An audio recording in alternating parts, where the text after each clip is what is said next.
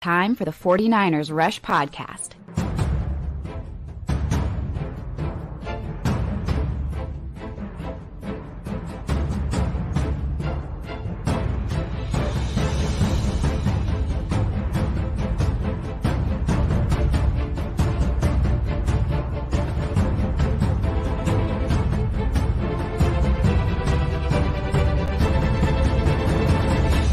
And here's your host, John Chapman. What is going on, faithful? It is Tuesday, which should be the most important time of your week because we got the John and Wayne show, and I'm excited about today. We got a lot of fun stuff. We're going to be talking about 49ers sleepers for this year. We're going to be ranking our next segment of NFC West positional groups against each other. Wayne, how's life, my friend? Life's good. Life's real good, man. Summertime is officially, it's here, right? June 21st, summer kicked off.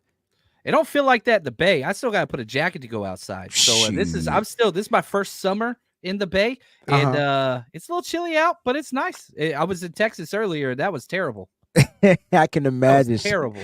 Man, it's good to be here, though. Shout out to everybody out there, man. Thanks for tuning in to the live show. We about to have some fun on today. I can't wait to get into these positions, and I'm curious to know who John's sleepers are. Oh, yeah. Oh, here's the thing that's kind of fun about the 49ers roster. We know who the studs are. Correct. They have the most. I mean, on both positions, basically at every single level, there's a stud O lineman, there's stud back, there's stud wide receivers, stud D lineman, stud linebacker, stud say, like they have the guys at every level. But every year, it's a 53-man roster for a reason.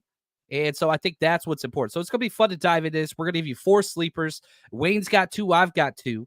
We're going to let that know. And I want to say thank you to 49ers Throwback as always. He says, thanks for tuning in, faithful. Make sure y'all smash that like button. Subscribe to both channels. The Wayne Breezy Show, if you haven't yet on YouTube or wherever it is you watch and or listen, go check that out. It is that dude, Madman, hardest working man in show business, I swear, every single time. Rob D, Breezy for president, got my vote. Appreciate my it, vote. Thank you. I love it. We even got Jax in the house. What's up, Jax? Hey, How Jax. we doing? And Peachy Brown. That's what's up, man. All right. We're going to be having a good time, man. This is going to be fun. So let's get started. Let's start with Breezy's first sleeper. This is a player that is not getting the attention that they probably deserve for what they're going to accomplish in 2024. Not so much down the road, but this season, who are some guys that maybe need some more attention than perhaps what they're getting throughout the national media or just 49ers coverage in general?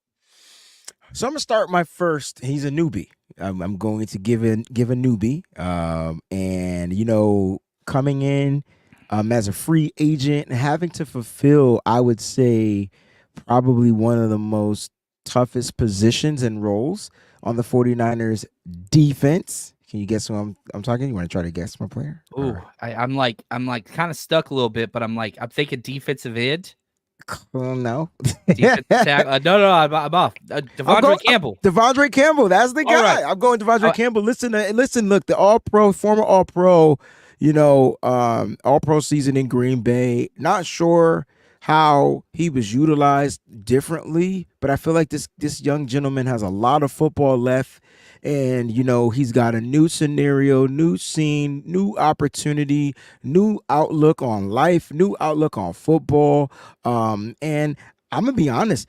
I know he may feel like he has to come in and replace Dre Greenlaw, but I don't think he needs to come in and replace Dre Greenlaw. He needs to come in and be Devondre Campbell. And then the Niners will go back to having those 3 dominant linebackers, while they can. And so I think Devondre Campbell is going to come out and have a tremendous season. He's going to help shore up the tackling from the linebacking position. He's pretty decent in coverage as well. So, he can drop back, and then you can utilize him on your base downs. And then when you go to your nickel, he's out there playing the Dre Greenlaw role. So I really like Devondre Campbell. I was actually happy for the signing, and I actually like him over who's the other guy that signed and then reneged on us?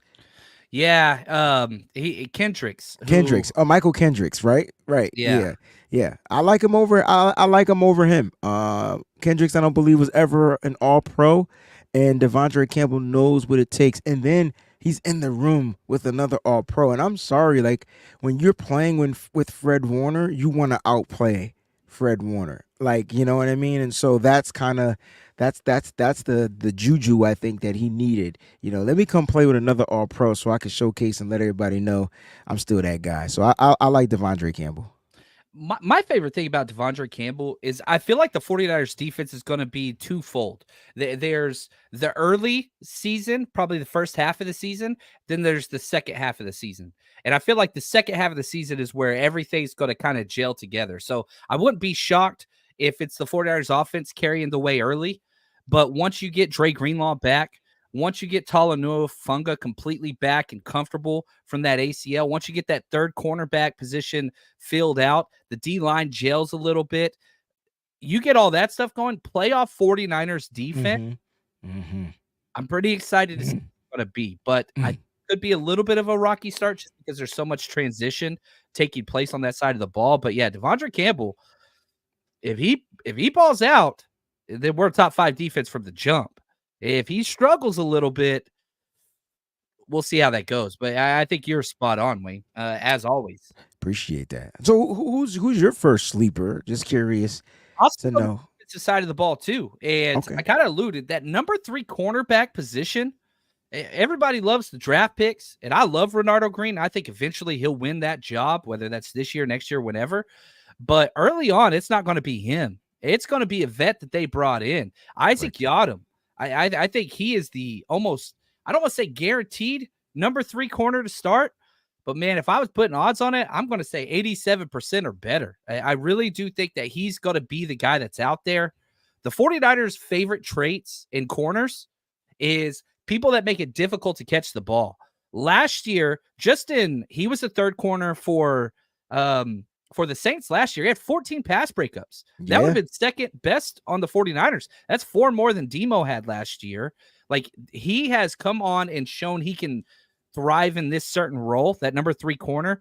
Well, look, if there's 2 corners, it's going to be Demo and Charvarius Ward, but that number 3 spot, Ambry Thomas doesn't have 14 pass breakups his entire career. I think Yiadom has kind of peaked at the right time, and I'm hoping he can bring that level of play that he did last year with the Saints right off the bat. And if he can, I think it's going to be special. And I got to tip my hat. I teased this title a little bit on Twitter, and Jason Hurley and Michael D both said Isaac Yiadom. So we were on the same wavelength. Just want to give credit where credit is due. And Yiadom's number 29 on my roster countdown this year. I think that dude's going to be playing a lot. I don't know. Early, right? Especially early. That's why they brought him in here, and that's what the Niners did, right? They went and they got free agent vets that they feel could come in, fulfill the role, and kind of be a little past time to see what these rookies, come up to. And if they're playing very well, then the Niners know that the rookies will still be able to develop, and they got depth at that spot, but they'll let the veterans rock out, right? And so I actually like that pick. I'm just a little nervous though, because he played outside predominantly in New Orleans when he was called in to play, and he dominated on the outside. Now, does that mean it's going to translate to the inside? Because that's he played outside. He was the starting corner for all of OTAs and minicamp outside. So you talk about Yiadom, right? Yeah, he was taking the Charvarius Ward role. So I think he's going to stay outside. They said he could play both. So you're saying move Lenore to the inside. Just on nickel, just like they were doing at the end of last year. Say less. Yeah. I understand what you're saying. I got you now. I didn't know if you meant, because you said number 3. He would be the number 3 cornerback, right. But I'm thinking 3 nickel. My bad. I got you. Right. And it's weird because most teams don't do this. There are very few teams do this in the NFL, but we have already experienced that a little bit. And again, I keep going back to this. Our new DC, Nick Sorensen, what position has he coached for the last several years? Nickels and DBs. Yeah. So I think that's where it's going to be. Mark agrees with me there. So I agree with you now too. Now that I understand what you're saying, that makes perfect sense. Keep them outside. Boom, boom, boom. Now you got 2 locks out there.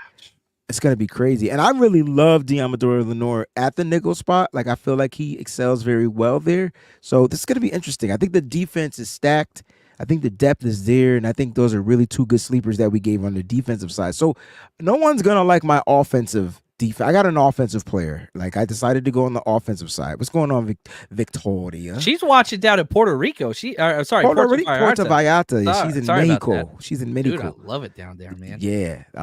That's a good place to Jealous. be. I'm gonna go with the offensive side. I'm gonna go with the person that a lot of people don't like anymore. I don't know why, but I mean I do know why. But dang, like, give the guy a break. No pun intended. John, can you just take a quick whiff of who I'm going with on the offensive side? If it's people you don't like, I mean, here's the ones that I feel like people are kind of all the offensive linemen not named Trent Williams. Am I close? No, but that would have been an easy dead giveaway. Are you going Debo? Or no, you're going with a running back. Yes, I am going with the running back. You're going with Mitchell. I'm going with Elijah Mitchell. Shout out to Oscar. He put it out there too. I'm going with Elijah Mitchell. Listen, I'm telling you, I think they're sleeping on him because he was asleep for the past 2 seasons, literally. And I feel like this is it. This is contract year. The Niners didn't move on from him. They could still probably try to trade him mid-season or whatever if they feel the need. But I can tell you right now, if he comes in hot to trot, hot off the press, injury-free, no pain, and he will get. Remember what we saw in 2022. Remember what we saw in 2022 in that playoff run? And remember, he didn't play in the freaking Eagles game because he injury, right? If he could come in here and be healthy, the Niners would have a crazy, a killer combination at the running back. And I know everybody loves Jordan Mason. I get it. But it's something about Elijah. Next year. Yes. We can explain that later. But his year will be next year. John is on point, right? Because this is Elijah Mitchell's last year. Kyle has developed trust with him. And there's something about Kyle trusting players at certain positions, and he does not move on from them until they can't do it anymore. Literally, he can't. He has to not be able to walk. Like, literally, like, to not play in Kyle's system. Just ask me what he did with Jalen Hurd. He was here to the last final hour. Yeah. Yeah, that's the way to go. I mean, the only time I remember, I think it was the Steelers, or maybe it was the Rams, whenever he had that like 60-yard run but didn't score a touchdown, and they brought in Jordan Mason to score the touchdown. Yes. And CMC was pissed in the press conference. He was pissed. He was pissed. Took me off the field. I didn't want to come out of the game. You know what I'm saying? But and, you know, I do love. I'm happy for Kyle. Mason. Yeah. He's like talking through therapy. Let's talk through your feelings, CMC. How do you really feel about sharing the ball? My ball. But Kyle always says, like, CMC will never come out of the game. We have to force him, and then he's going to bite my head off. Like, that's just who he is. But I think this relationship of Kyle and CMC, and I like this question or this comment from Eric. I wonder if Kyle will give any other running backs besides CMC enough carries to be a sleeper. There's room. I do not care. Like, there is room for more carries. Now, my question is, I always bet on players in contract years. Okay. Right. This is Elijah Mitchell's last year. He's never played in more than 11 games in a year. All he has to do is stay healthy. You getting 15, 16 this year, baby. I think it's happening. I think it is. I'm telling you. And to answer Eric's question, or thought or comment, absolutely. Like, you got to think and go back to when Kyle thought Mitchell was healthy after the year he hurt his knee in Chicago, right? That's the year we got CMC. And he thought Mitchell was healthy. It was a one play after Trey Lance. Trey Lance got hurt, slapped his leg. Bang. One play later, Elijah Mitchell's knee goes. Bro, I'm trying to tell you, man, when you look at things. Right. When you look at what Kyle is thinking, it was like a killer combination. And remember that Arizona game? Were we in Mexico? We were in Mexico. We were in Mexico. Remember that game? Fun, man. And it was like CMC went off in the first half and Mitchell came in the second half. We were like, oh, shoot, you got a red dot on your head too. Like, it was bang, bang. Like, that is what Kyle is hoping he gets from when Mitchell is healthy. Plus, you got to go to the trust factor. And I think it came down to trusting these running backs. If you go through the running back's depth, look at who Kyle's going to trust. Is it Jordan Mason? No. Is it Isaac Guerrero? Hell to the no. Is it Patrick Taylor, the guy that they got, the free agent? Hell no. We don't even know him. And so it's Cody Schrader. He may not make the roster. So when you look at Kyle Juszczyk is a guy, but he's not the running back. So it's gonna come down. It comes down to that trust factor, man. And I think he does that with Mitchell. And I'm getting super excited, but he does that with Mitchell. And the depth is huge, man. Kyle remembers having 5 running backs get injured in the preseason. Like that happened. Recently. Oh shoot, that did happen. And so Thomas right here, he talks about the Shanahan loyalty program I always bring up. Elijah Mitchell's on it, man. Elijah Mitchell is on it. There are certain players that are on that loyalty program. You know what it is? You know what it is, Thomas? I'm glad you put that out there.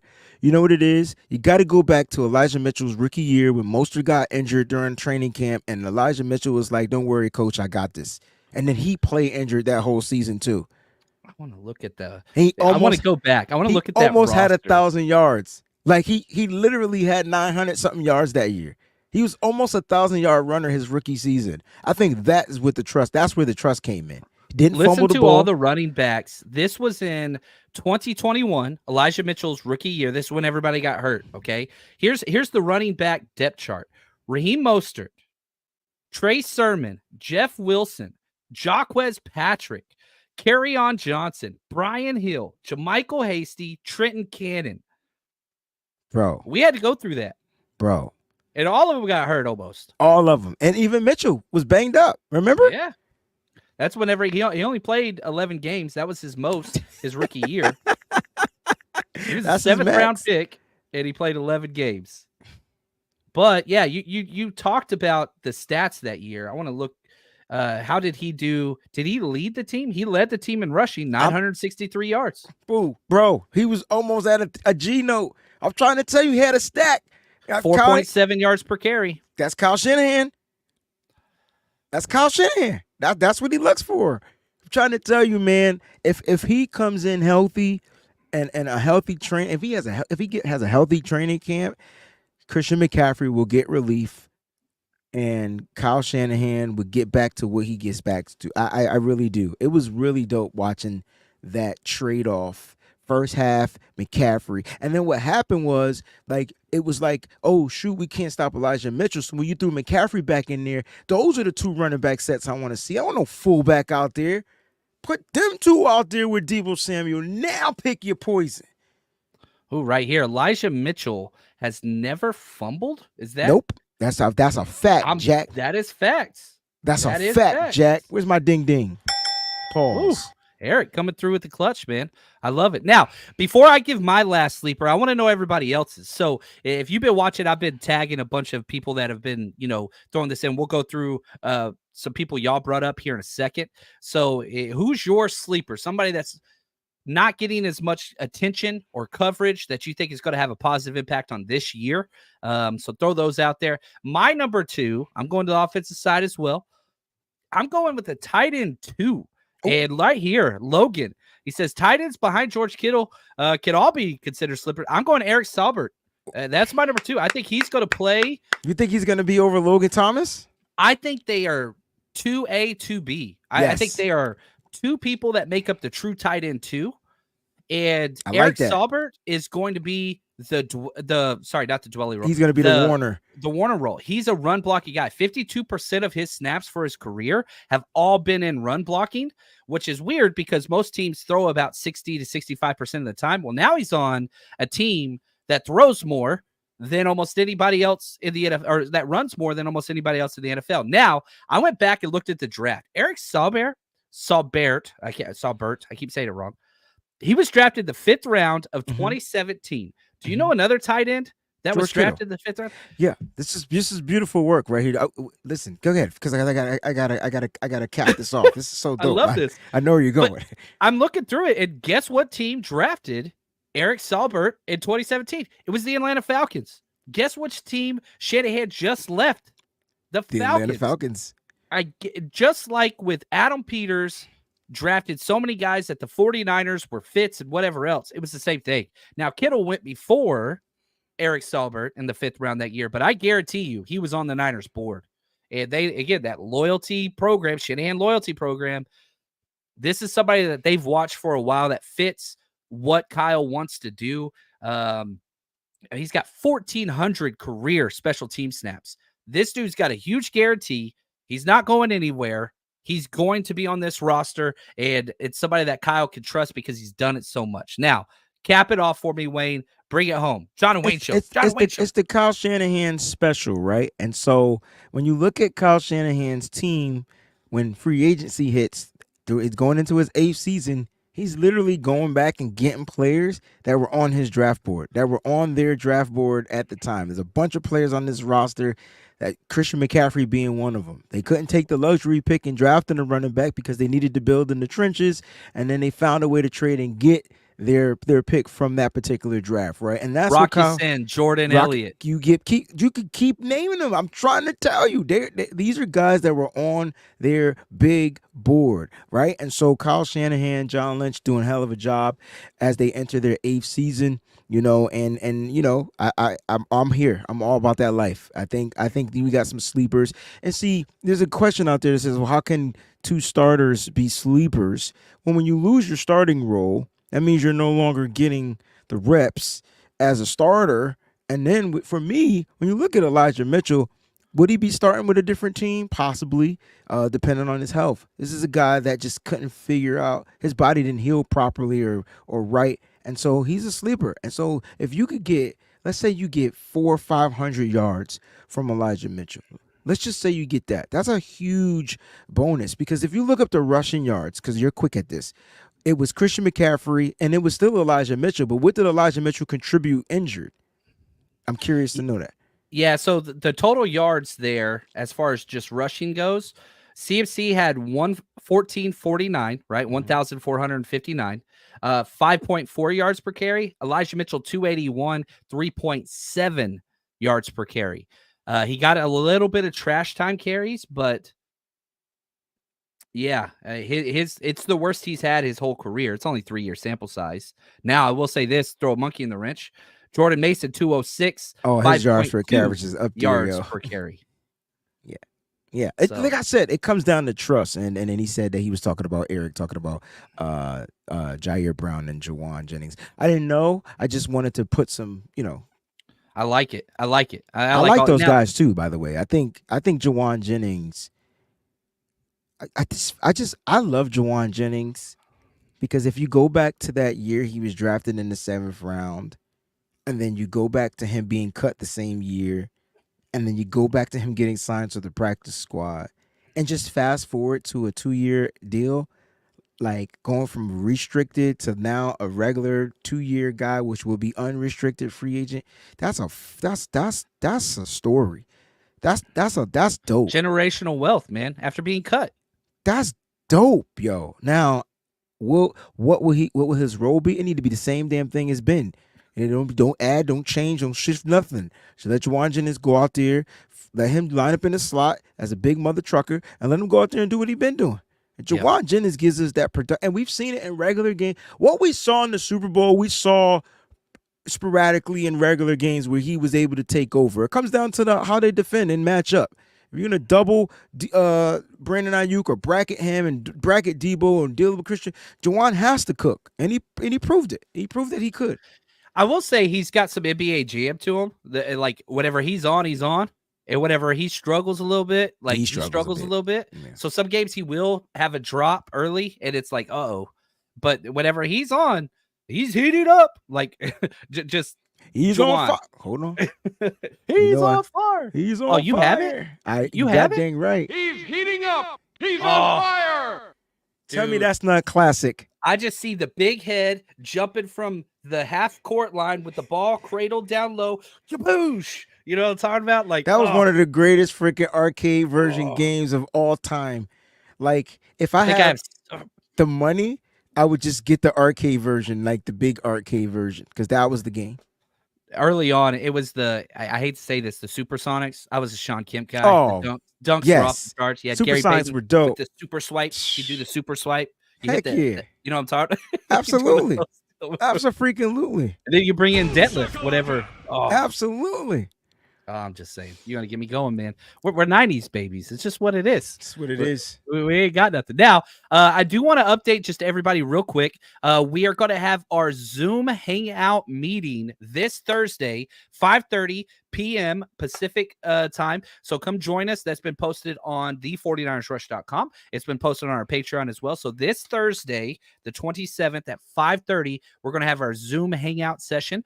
So come have a good time with that. Now I want to jump into a lot of these questions or comments about who y'all think are going to be sleepers. And I got to start with Hugo. Micah Parsons, Debo's son, always sleeping on the job. A+ comment. I respect that one. Debo got a few sons in the NFL, right? One retired. Why do people talk trash to him? Why? I just want them to keep doing it. His worst game of his career was in the Super Bowl. Nobody said a word. They were smart after. Because Andy Reid is a smart mother trucker. It is. Just don't talk trash to Debo. Like, don't do that.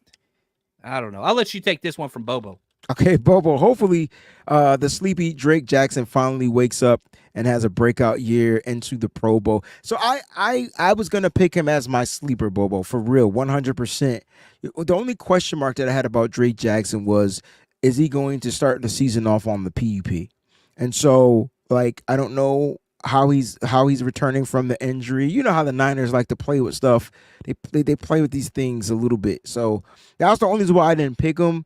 But I think when given the opportunity, I think Drake Jackson is going to show the world why he was a second round pick, and he's going to pan out for the San Francisco 49ers. But it's going to be hard because when you look at the depth, you got Yetur Gross-Matos now, and Robert Bill Jr. I think is no sleeper. I think he's going to come out and ball out, right? So you got some of these young dogs that they filled the roster up with as well. He's got to come out there. But I think if he's given the opportunity, he's going to definitely do his daggone thing. Let me ask you this. If I set the over-under of Drake sacks at 3.5 this year on the season, would you under? That's dope. I'm going over, though. You're going over. Absolutely. Last year, he just had the 3, right? He just had the 3, but he only played that game. It was in game 1. It was in the that's first my point. week, that's my point. If you can let Drake Jackson, if Drake Jackson is healthy, he's got his man body now. I know that sounds crazy, so pause. But he's got that going for him. He's got the experience. He's got the moves. He always had the bend. He's got the athleticism. I have. You're right. He could bat the ball down at the line of scrimmage. It's consistency and staying healthy and getting out there. He can't. The last couple games, and health could have been the issue, but he was on the ground more plays than he was out there for like 22 snaps. I hate the way you watch film because it's there. Here's what I would do whenever I coach. My first coaching job was coaching D-line, and we would go through film, and I'd print out a sheet, and they would have to grade their play. And they would have to grade anytime one of the defensive linemen fell, one of their guys in the room, you had to count that. You got to count it. You don't play football on the ground. He plays wild. He's a little wild. He's got to be disciplined. It's not like he's getting pancaked all the time. He just played different. But that difference can be what makes him productive. Like, see, he's like you said, you went through the things he's got. You're 100% correct. Like, they're there, but you know what was tough for Drake? Remember in college at USC, he was misbuilt. Miscoached, misbuilt. Like the dude, they made him gain weight, they made him lose weight, they made him lose weight, they made him gain weight. They put him on the end, they put him inside. Dude, they you know what? They freaking Solomon Thomas'd him. Yeah, they did. In college, though. There's only one thing he could do right now. That's rush the passer. That's it. He ain't stopping the run. He ain't containing the run. That ain't him yet. Hopefully. Yeah, we'll see. Vince, he says defensive tackle is a position that worries me. Same. But Collins, I ain't worried about Collins. Malik Collins, I am not concerned about him. I'm not too concerned about Jordan Elliott. I'm not too concerned about. I don't know. Maybe I'm a little too. I think Javon Hargrave has his most improved player this year. Yeah. He better be. He cost us a pretty penny. See, Mark says Leonard Floyd could be a deep sleeper. I don't think Leonard Floyd is a sleeper. No, I don't.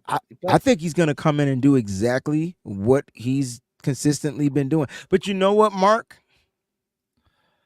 Will the system change him a bit? Would the system slow him down a bit? Like, that's the question. What will Chris Kocurek be asking his guys to do? Or maybe Nick Sorensen, what will he be asking his defensive front to do? Because if they're back to kind of like what D'Amico was doing, then yes, he's going to be a problem. But if not, that's going to be the question. That's the question. I know we always judge, especially edge rushers, by sacks and quarterback hits. Here's what I want from Leonard Floyd. Just be able to stop the run opposite of Bosa. Teams, when they play the Niners the past few years, when Cleveland Farrell was in, you didn't have to worry about anything. When Stetson Ebicom was in, you didn't have to worry about anything. Everybody else, people would just run right outside. No problem. Good point. So if we could limit that, good point. That's what I want. Everybody talks sacks, and sacks are a huge deal. But Leonard Floyd, if we could just be disciplined in the run game. Talk about a deep sleeper. Oscar, my man, Taylor says Hawkins. #TC, #BB. Hawkins, will he do something this year? He got one game, got a pick, Safety. broke his arm or wrist right afterwards. It might be a little bit of competition for safety if maybe Hufanga can't go early. Do you trust the rookie? Does George Odom take strides? They've been talking about Odom, which is I crazy. know. That's what I don't know why. I mean, Dude, can't play safety. I know people watch the show. I know they watch. I don't mean it that way. I'm just saying It's been bad whenever he's been out there. it's been bad. I would love leave him. it at that. But He's- he's needed on the team because God forbid something go down. We need him out there. Like, you know what I mean? And then on special teams, like, you know what's funny? The 49ers special teams are literally like A+. And I know that's hard for people to grasp. But it's when we start pulling them guys off to play defense and offense, then the special teams go to like a D+. Just pay attention. That's what happens. And I do have to say, a shout out to Malik Mustafa. It's his birthday. I know that because I follow Z Wayne Breezy on Twitter, which is where I get all of this information from, as you should as well. You're the fastest damn person. I can't. I don't be fast. understand. I'm so slow because I'm on the East Coast. Like, I feel like it comes out quicker here because we're ahead of the future. I guess so. Maybe But that's what it is. You got a For some DeLorean. reason, I'm on y'all time. It's weird. You quick. Oh, here we go. This was your guy last year, Logan. He's still my guy. He's still my guy.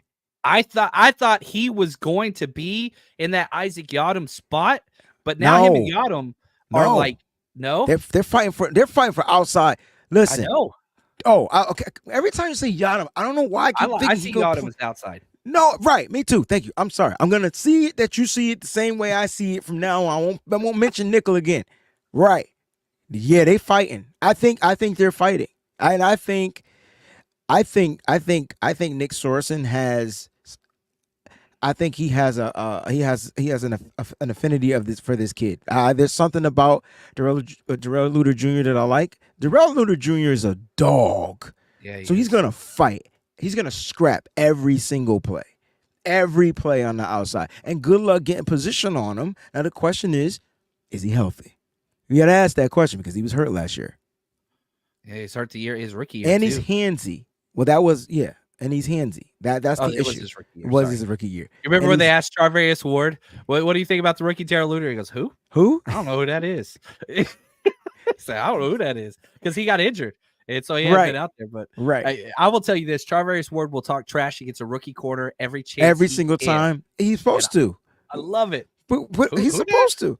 He's supposed to. He didn't know Renardo's name. I was about to take it. I was about to say the same thing. He did it this year. Oh, who? Green? Like you gotta. Is that his name? Do I have that clip? I'm trying to look for it, bro. When I tell you, and I'm not mad at Mooney. Like I love it. Like you ain't taking my job. I don't know. Good luck. You take somebody else's. I don't think I have it. Dang that it. was funny. Green? Who green? Who's green? Oh, here it is. Yeah, the rookie? I found it. Upload it. Play that and so, because back-to-back years, and again, you got to remember, Charvarius Ward was an undrafted free agent. Yes. That got Dallas traded. Cowboys. Yep. Mm-hmm. Traded to the Chiefs during training camp. He wasn't going to make the roster by the Cowboys. Mm-hmm. And then started in their Super Bowl that same year to be got a ring, right? Yeah. Here's Charvarius Ward. I haven't been with him too much because I've been rehabbing, but just watching film, I think Renardo, that's his name, right? Renardo. I didn't know if it was Ronaldo or Ricardo, but I know he can play. I know he can play just by like watching film. He's super sticky in coverage. I think he's smart. Once he get a little more reps under his belt, I think he's gonna be a baller for us. Oh my gosh, Ricardo, Bernardo, he's I didn't know smiling. if He got didn't know if he it was didn't have the Bernardo smile, you'd be or like, "Oh, that's an Ricardo. honest mistake." But that's his But, name, right? Wait, that's his name, right? dude, there's like Bernardo? 6 people in that cornerback room, man. Nah, there's Listen, like 9, it's but a deep still. room. It's a deep room. Camp, cornerbacks, receivers. It's gonna be Oh the best camp gosh, ever. woo, dude, had me rolling, man. Oh, it's so great. That's Right his here, name, right? I'm sorry. that's his name, right? I know that's what we got to start saying. That's his name, right? Matter of fact, Uh, I'm gonna put that. Yes, that's his name, right? Eric, he says Danny Gray. Is this dude? Is he dud? Nah, I don't think he is, man. I think when it comes to Kyle Shanahan, it's all about the stash, man. It's cool to have players you can stash, and I think he was drafted for a reason, and our reason is taking the top off the defense. You know what I'm saying? And it was for that Trey Lance rocket arm. Well, you know what? Brock proved he could throw the ball down the field as well, and I'm with Danton right here, right? He's proven he can get the ball down the field deep. Danny Gray struggled with injuries last year. I think that was by design. And the camp is going to be ridiculous. I don't know. There's only 6 spots that I think Kyle Shanahan utilizes, and some people may feel that's too many. People might want him to go with 5, right? Take the extra lineman. But I think he goes with one less lineman and takes one extra wide receiver. So I don't know though who will be that 6th guy, because I don't think Ronnie Bell is a scratch off either. Like, so it's going to be crazy hard to see what happens. I agree. You know, I mean, you add in 2 rookies to a wide receiver room where everybody came back.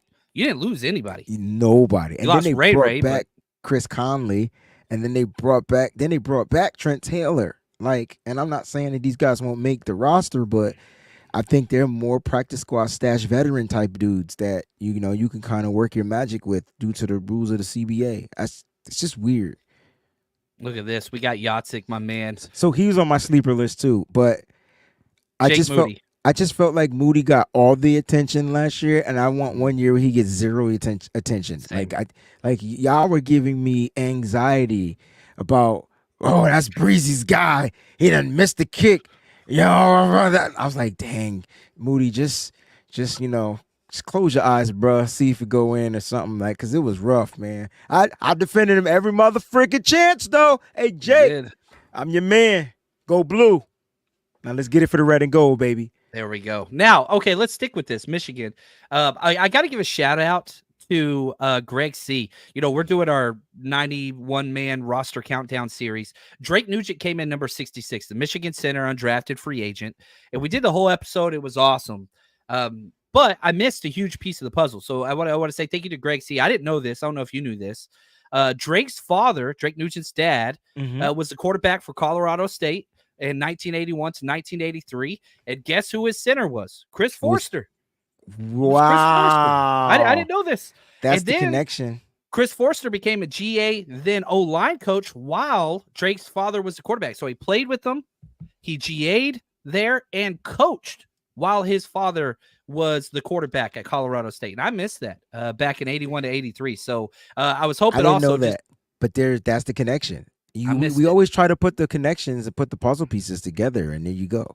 Like, you know what I mean? Like, that's the connection. And, because a lot of people are like, well, like, why didn't he get drafted? Blah, blah, blah, blah, blah. I mean, look, he had a phenomenal senior year at Michigan. He was on one of the best offensive lines in football. And I'm sorry, you go with the team that runs the ball really well, right? And they ran the ball very well. And so, is he undersized? Yes. Yeah. And that's his biggest thing, but he's a natural center. So remember when Jason Poe was here and he was undersized, but we were trying to convert him to that center or whatever because he couldn't do it. He got stuck at guard. I think, when you look at Drake Nugent, naturally he can give you reps at center. Will he make this roster? It's a long shot, man. Like, it's a lot of centers. It's a lot of centers, man. And they're undrafted, and so, like, I believe though he'll have an opportunity because he plays the position well. Like, he knows the position. He's a smart kid, knows the position well. Only played 1 year at Michigan, but that year he played, helped that offensive line. After one of their best offensive linemen, Zach Zenner, goes down, and they still continue to pound the rock. Yeah. I'm just saying, man. My favorite thing about him is just how consistent Drake Nugent's tape was. That's what he's I'm undersized. saying. He's small. That's what I'm saying. And zone running too, and then power running. Like, it's the perfect fit for Chris Forrester. Chris Forrester knows what he's doing. I just think we just gotta let. I feel like I'm talking like Chris Forrester. I just think, because I could talk a lot too. I just think that we gotta let. You see what I did there? That's Chris Forrester. I just think you just gotta, let him take his guys and do what they do, because I think Spencer Burford is going to show up and do something about not trying to lose a spot, And so I think the offensive line competition, believe it or not, is going unnoticed. I think there's going to be a lot of competition on that 49ers offensive line, bro. Yeah, I remember they've drafted still here. They drafted one offensive lineman in the last 2 years combined. Like, they love their depth. I know everybody else doesn't. So, like, I think for Drake Nugent, it's learn a year, then step into maybe that Ben Barch role, or something like that. And if you can keep him on practice squad, like, I think he's a year out. Let him learn a little. Yes.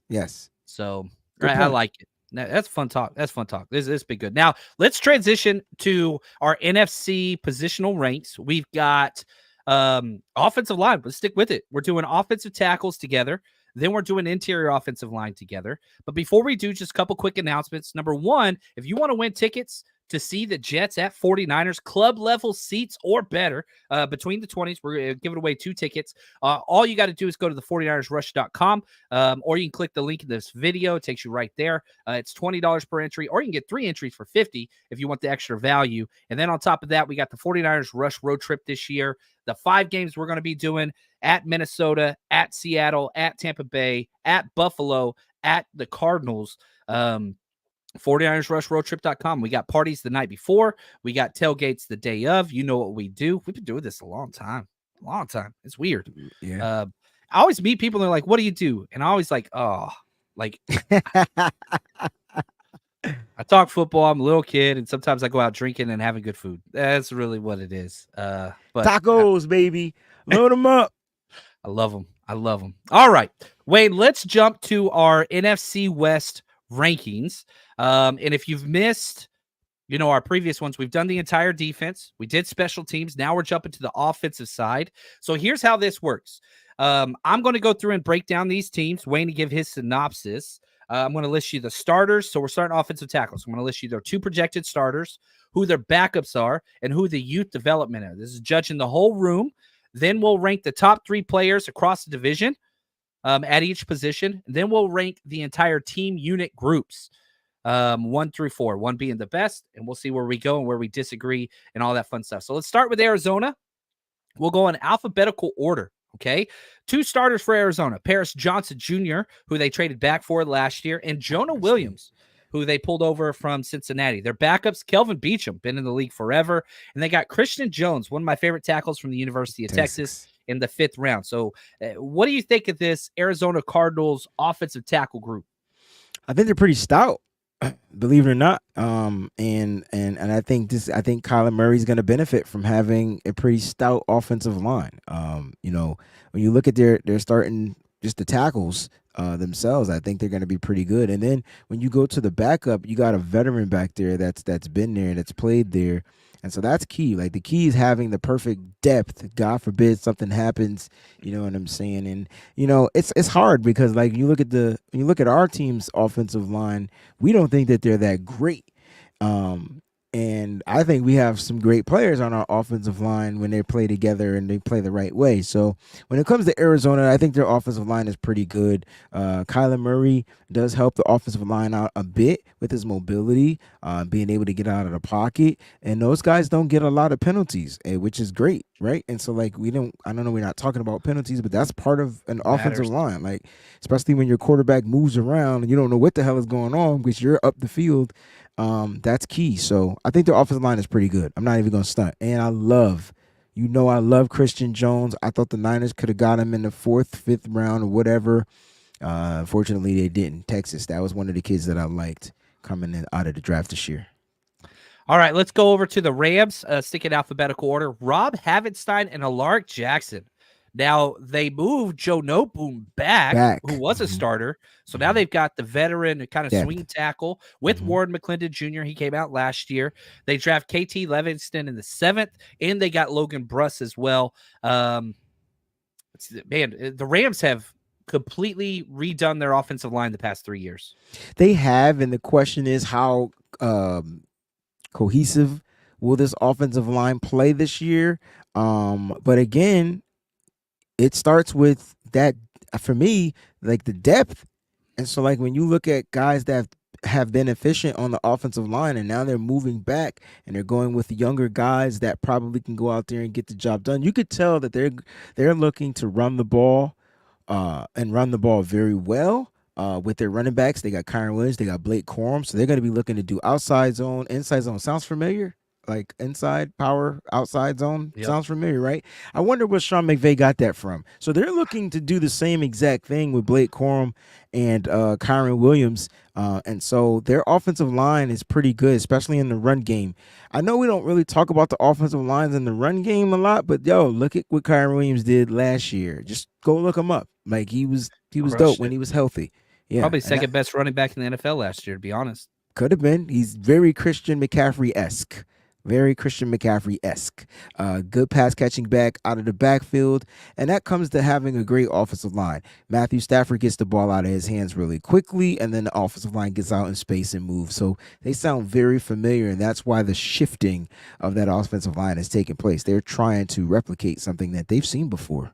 I love that you said, did you watch the Rams? Like, you know how they released the draft breakdown stuff and behind the scenes? They tried to trade up for Brock Bowers. Bro, like you talk about replicating. They're trying to replicate they don't have a tight end. They don't. No one has a tight end like they have George Hype. Yeah, I mean, there's maybe I don't know. I'd put Laporta and I like TJ Hawkinson and Dallas Goedert. I think those are like the closest versions. Love them. Love those three. Those are top of my fantasy top guys. Right. Right. But I would take them in fantasy over George Kittle, though. There's too many weapons on the Niners. Yeah, it's different. He'll give you one game where he just balls out. I love Corum. Like, I think he's shocker. He's amazing. He's amazing. But the dude, everybody loves him. He's a midget. Sorry, he's a little guy, and he just tough. He's just tough, and he runs between the tackles. I'll go back to the Rams behind the draft footage.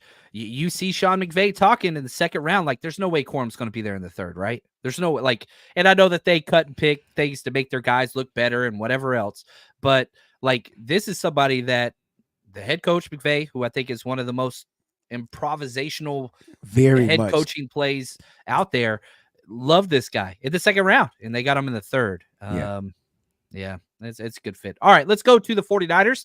Next, Trent Williams and Colton McKivitz. Those are the starters. Backups. I've got 3 veteran backup positions: Jalen Moore, Chris Hubbard, and Brandon Parker. No young developmental tackles in the thing. I don't think there's really one. They haven't spent any draft picks on tackle. There's nothing in the wings for the past 2 years. They are going veteran offensive tackles.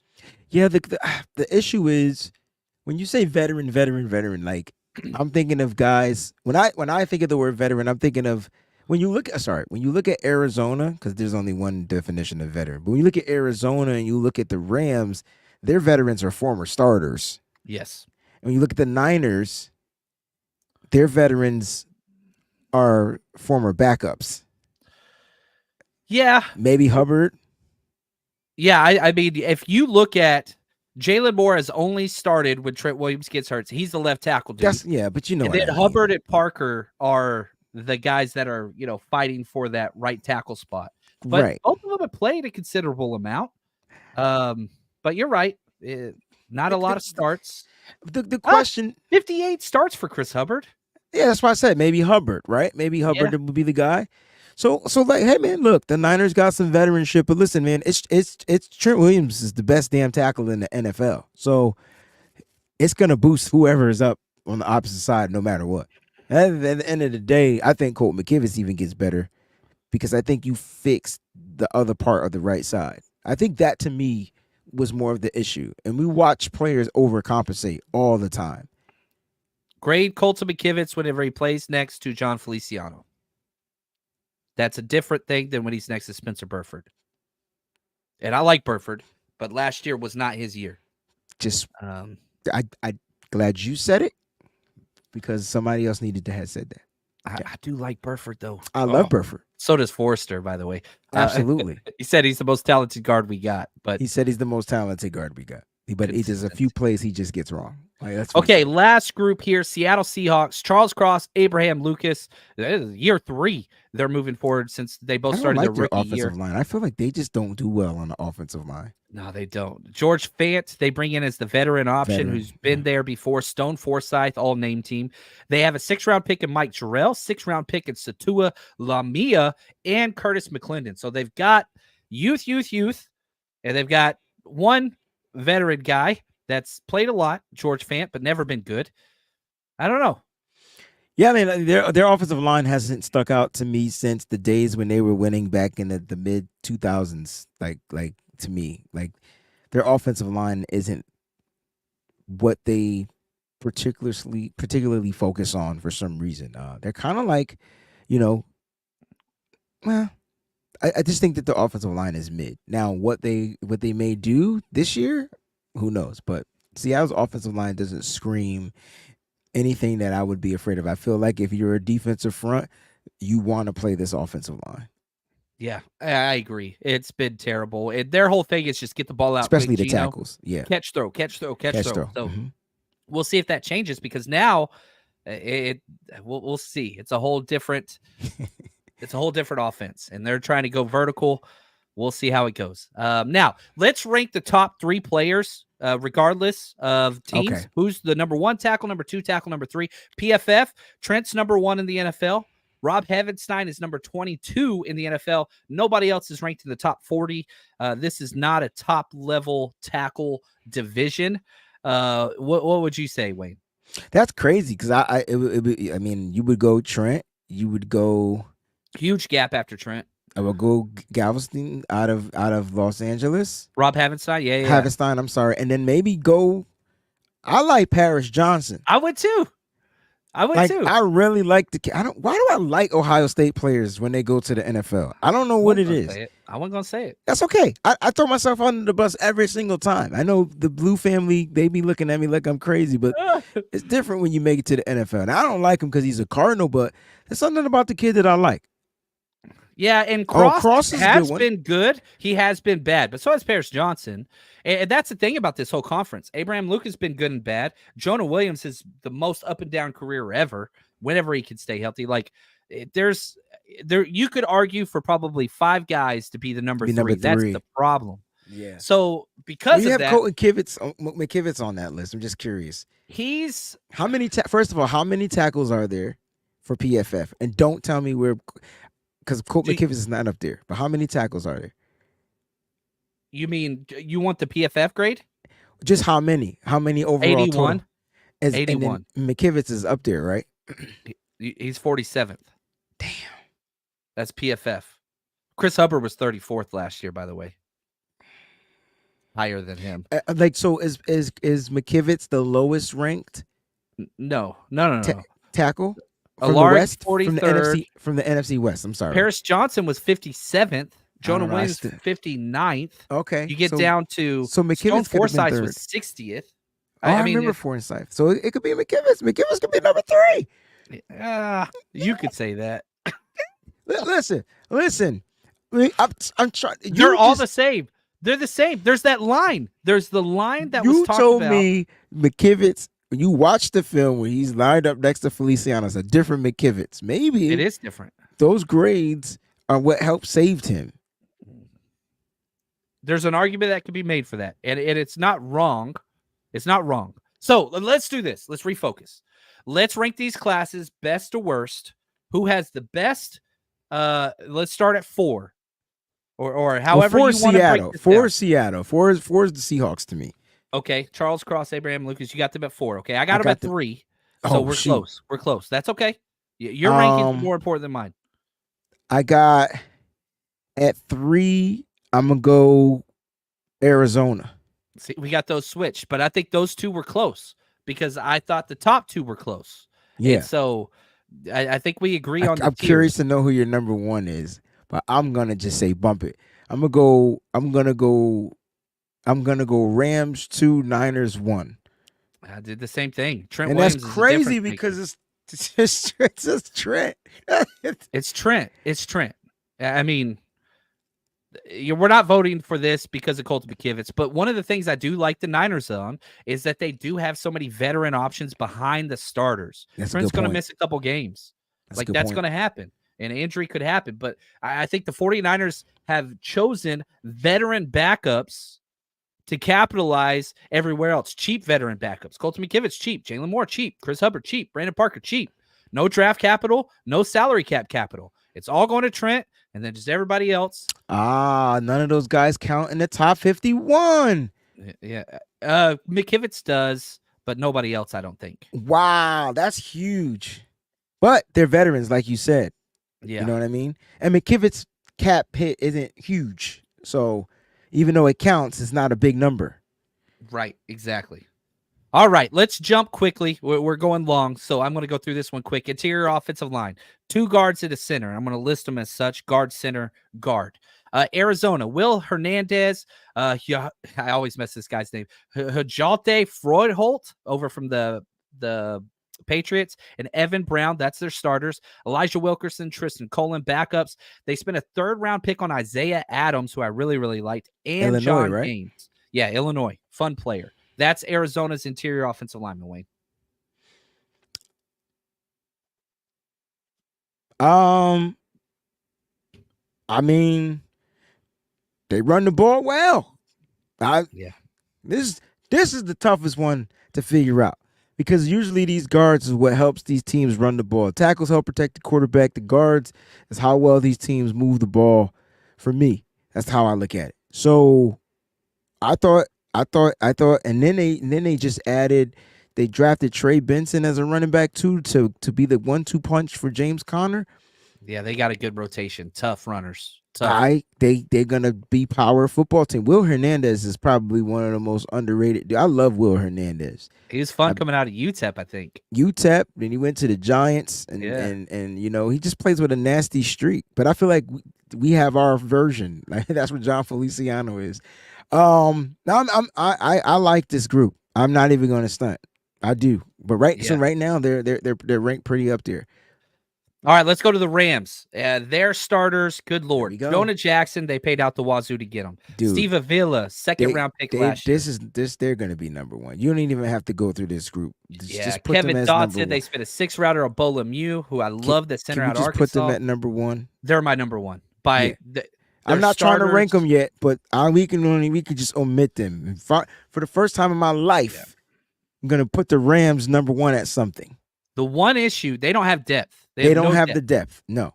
That's a good issue. Depth. That's a good point. But that starters, I think, it's pretty good. Anyway, we'll get to it. All right, the 49ers, Aaron Banks, Jake Brindle, John Feliciano, backup Spencer Burford, Ben Barch. They spent a 3rd-round pick on Dominic Pooney. They spent a 6th-round pick on Jarrett Kingston.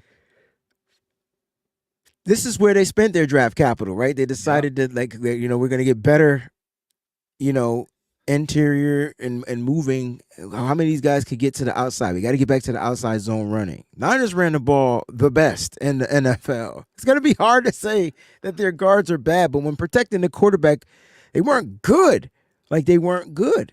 And as much as I love Aaron Banks, I think Aaron Banks has a contract season. I think he has a Pro Bowl season. You know what I'm saying? What's going on, B?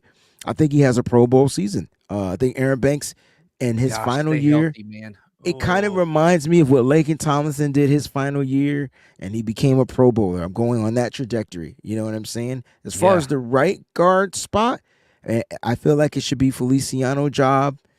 He's proven that he can come in here, and he's the guy you want running it, and let those two battle it out, Pooney and Burford for the backup spot. You know what I'm saying? Yeah. And I think Pooney, Shout out to Lee. So does Pooney have a realistic shot at starting right guard? Absolutely not. No.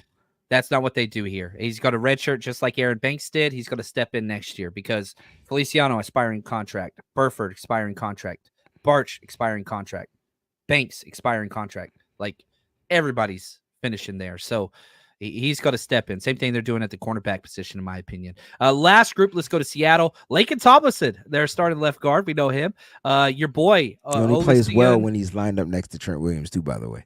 There we go. He hasn't been good since he left. Ola Watimi, your center from Michigan, who I liked last year. Yeah. Anthony Bradford, those are their 3 starters. Nick Harris, Tremaine Ankrum Jr. They draft Christian Haynes in the 3rd round out of UConn. Another one of your Christian guys. Haynes, yeah. Their offensive line, it's young, and it's not figured out yet. And so I can't. They don't have one stable guy. I can't rank it high. I can't rank them high. Now, what they go out and show and prove this year, then we can have this conversation. So right now, I hate to say it, but they're going to if everything works out in Seattle's favor, those guards are going to be a problem. Christian Haynes is a menace to society in football. I'm going to make sure I make that clear. Like, he's going to be a problem. A little bit on the shorter side, but he's not undersized. As far as height, he's undersized, but his weight is good. He moves guys. He moves mountains. I like this kid. That's a good 3rd round pick. Great 3rd round pick. They lucked up there because I thought I had him going in the 2nd round. But at the end of the day, John, I think they're just not proven yet. Like, you know what I mean? So they would end up being my number 4. So I gave you my number 1 and my number 4. The question is, who's 2 and 3? 2 and 3. Who's 2 and 3? And I got them close. I think the Niners are 2 and the Cardinals are 3. I think that's the way I look at it. Do you have it flip-flopped? Nope. No, I got it the same. And the big reason why I said is the experienced starters behind for the 49ers with the youth coming into fold. Now, both teams spent a 3rd round pick on a guard, but the 49ers also spent a 6th round pick. So I think the youth movement, the 49ers win. And I think the veteran movement behind the starters, the 49ers win. The better starters, I would probably say Arizona. Mm-hmm. But the backups and the youth and all that stuff, that was just enough. But the group together, the Niners win from the just from the group association. I like that. I like that. Wayne, at the end of the day, the sun goes down. It sure does.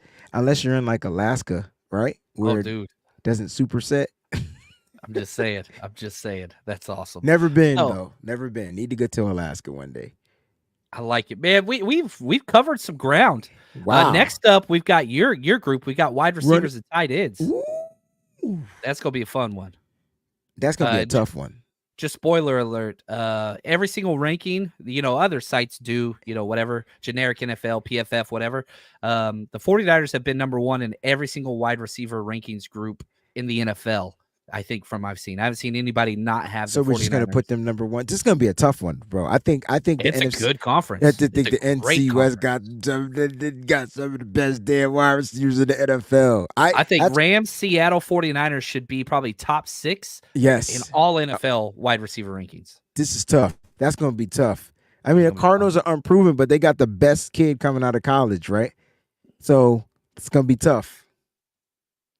Yeah, but that's all they got. They got Michael Wilson and Greg Dortch. I like Michael Wilson, though. He cooked our behinds, boy. I tell you.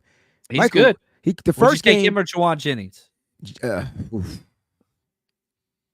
See, we got. Don't even answer. This is called a cliffhanger in the business. And this is, you got a week to think about this. You're not even going to be sleeping because you're going to be arguing with Michael Wilson and Juwan Jennings. But we're leaving it there. I want to take us out of the show. You guys are the best. Appreciate y'all. Go subscribe to The Wayne Breezy wherever you watch. Get your content, Twitter, all that fun stuff. You are the best. That's going to do it for us. Wayne, you're the best. Stay strong, faithful.